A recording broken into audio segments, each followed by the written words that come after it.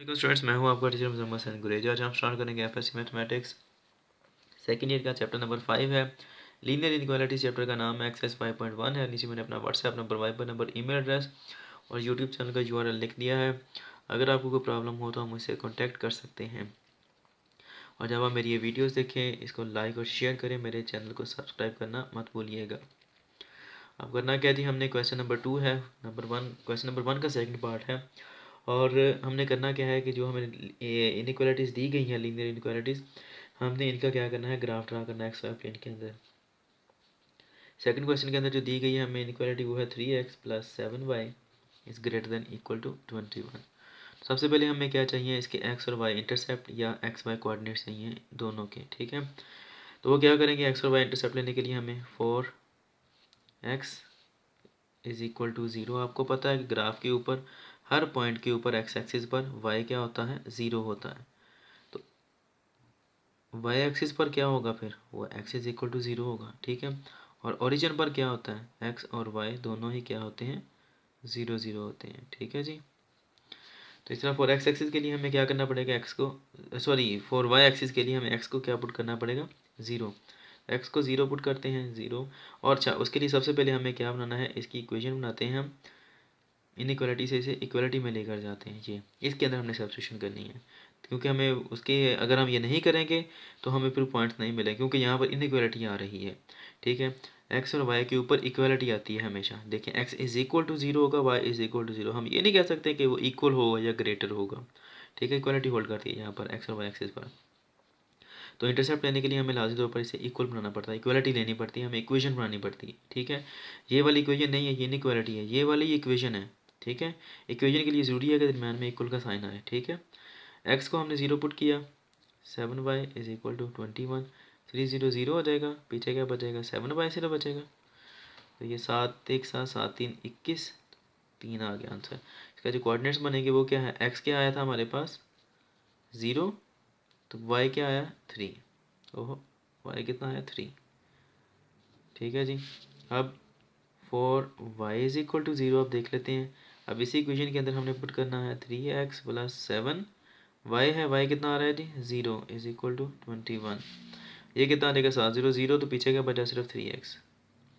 तो x = 3 1 3 3 7 21 7 आ गया, ठीक है जी।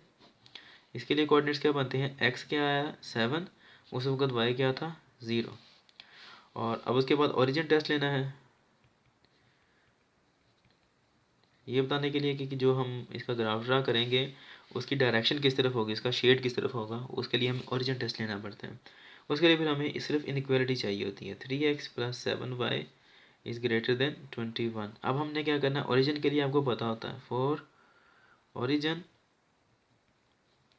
क्या होता है, वहाँ पर x भी = 0 होता है और y भी = 0 होता है, ठीक है, जैसे मैंने ऊपर यहाँ पर बताया आपको।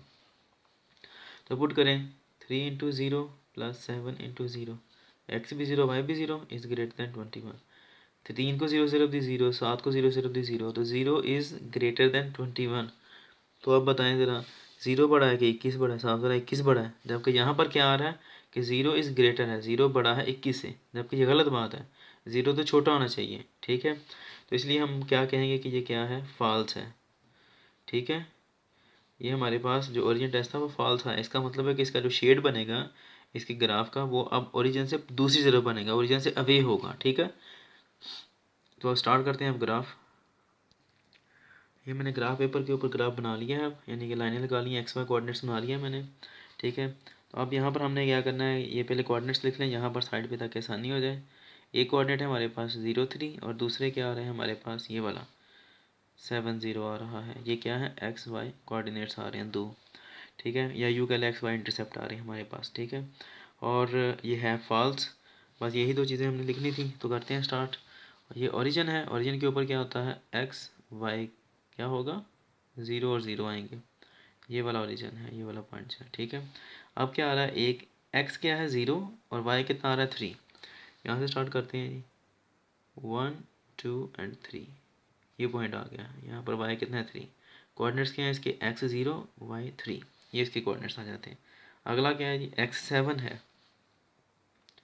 1 2 3 4 5 6 और 7, इसके कोऑर्डिनेट्स क्या आएंगे जी, x7 और y 0 है। अब हमने क्या करना है, इस और इस पॉइंट को दोनों को आपस में ज्वाइन करना है।